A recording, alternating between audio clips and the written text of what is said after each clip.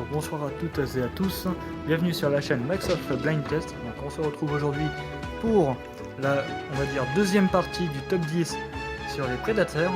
Et donc là on va non pas aborder le sujet des prédateurs actuels, mais on va plutôt aborder le sujet des prédateurs qui ont vécu sur notre planète pendant ou bien avant notre apparition. Et c'est parti, nous commençons avec le Dunkleosteus. Donc, le Dunkleosteus était un gros poisson du Dévonien, c'est-à-dire la période qui a duré de 420 à 358 millions d'années avant notre ère. Il est reconnaissable aux plaques osseuses qui recouvraient son crâne. Pardon. Il pouvait mesurer de 8 à 10 mètres de long et peser jusqu'à 5 tonnes. Sa mâchoire était plus puissante que celle des grands requins blancs actuels. Le premier fossile a été découvert en 1867 par le géologue J. Terrell.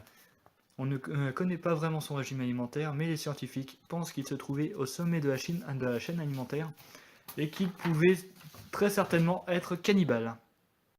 Numéro 9, et pas des moindres, le Carnotaurus, aussi appelé communément le Carnator. Son nom signifie taureau à cornes.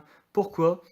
C'est Joey Bonaparte qui lui a donné ce nom à cause des deux cornes qui ont orné son crâne. Le Carnator vivait il y a 70 millions d'années en Patagonie.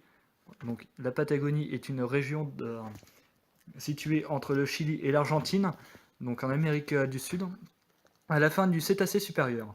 Il mesurait entre 7,5 et 9 mètres de long, pour une hauteur de 3,5 mètres, et un poids allant de 1 tonne à 1,6 tonnes. Il était vraiment différent du T-Rex. Il se nourrissait bien souvent de grands sauropodes tels que les dinosaures à long coude, comme le Brachiosaure et tous les autres dinosaures vraiment de cette famille. Numéro 8, le Vélociraptor. Avant de commencer, je tiens à vous informer que le Vélociraptor de Jurassic Park n'a rien à voir avec la réalité. Un Vélociraptor de Jurassic Park a été basé sur l'Utahraptor. Le nom de Vélociraptor signifie le voleur rapide. Donc on est sur un petit dinosaure bipède de la fin du Cétacé. Entre 75 et 71 millions d'années, il mesurait environ 1,5 à 2 mètres de long pour une hauteur de 75 cm. On est, comment vous dire, sur un véritable poulet, un petit peu plus gros que ceux qu'on a dans nos fermes. Et alors là, dont il fallait mieux se méfier, de par le régime carnivore justement. Il pesait de 15 à 20 kg, ce qui explique en partie sa rapidité et son agilité. Comme tous les raptors, le Vélociraptor possède une griffe capable de se redresser pour harponner sa proie. Récemment, on a découvert que le Vélociraptor, à la différence de Jurassic Park, était recouvert de plumes. Son premier squelette fut découvert en Mongolie en 1924 et on suppose qu'il devait vivre dans les forêts denses et les milieux semi-arides d'Asie. Numéro 7, l'ours des cavernes.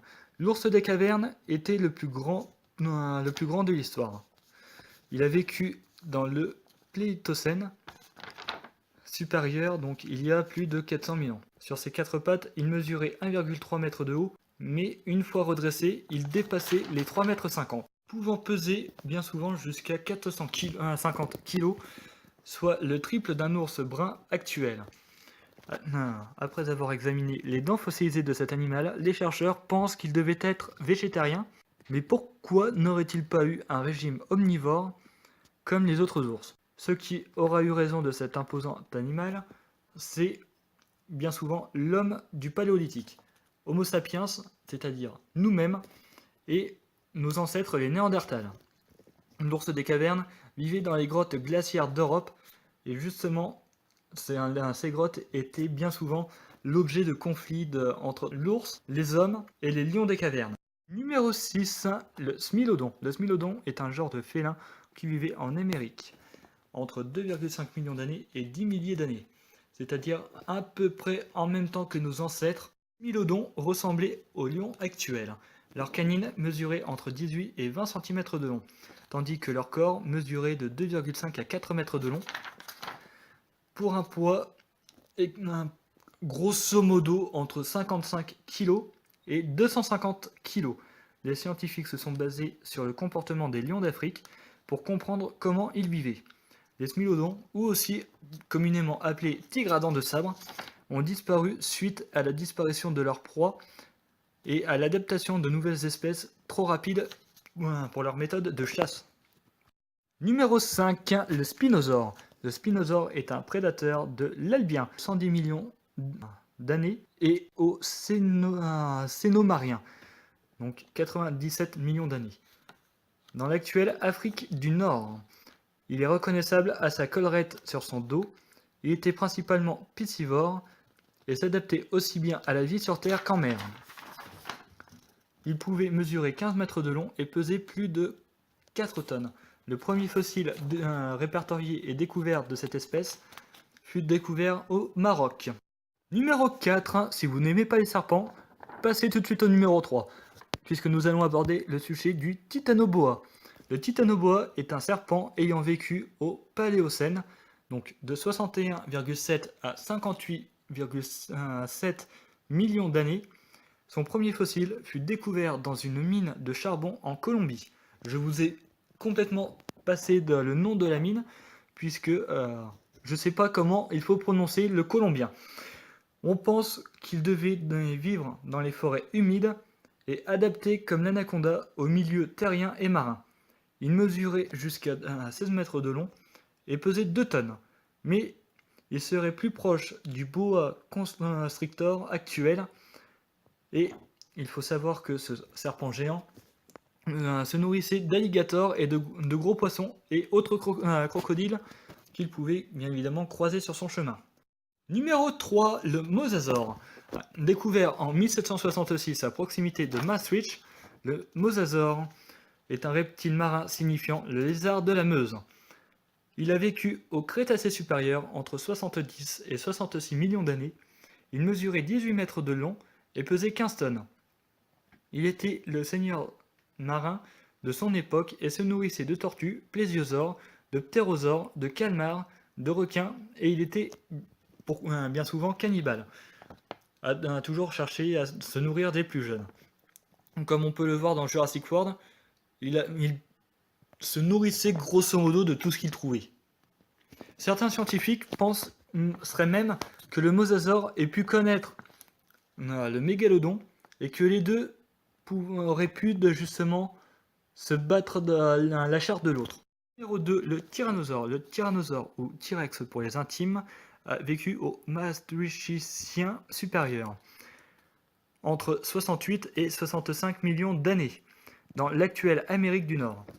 Son nom signifie roi des lézards tyrans. Il pouvait mesurer jusqu'à 13 mètres de long pour 5 mètres de haut et pesait entre 5,8 et 6,9 tonnes. On pense que le T-Rex devait porter des plumes grâce aux derniers fossiles découverts ayant laissé des traces de plumes.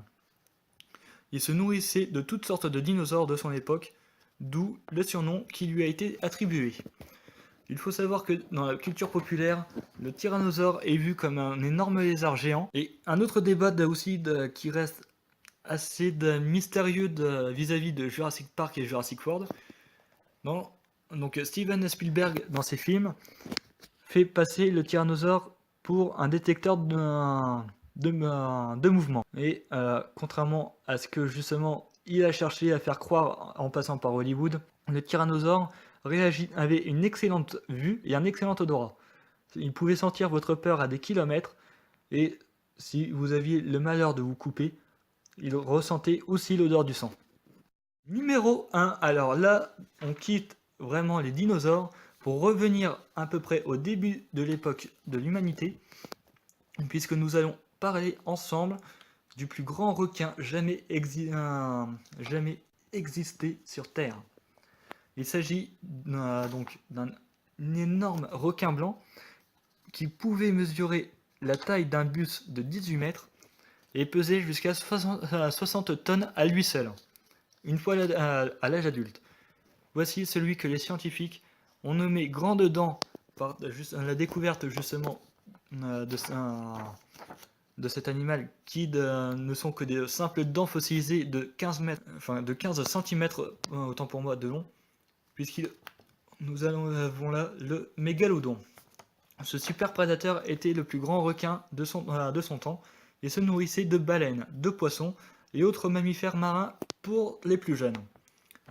Il s'est éteint il y a 1,6 million d'années, après donc 26,4 millions d'années de règne en pleine mer. Et pour cause, le refroidissement des eaux suite justement à la période glaciaire de cette époque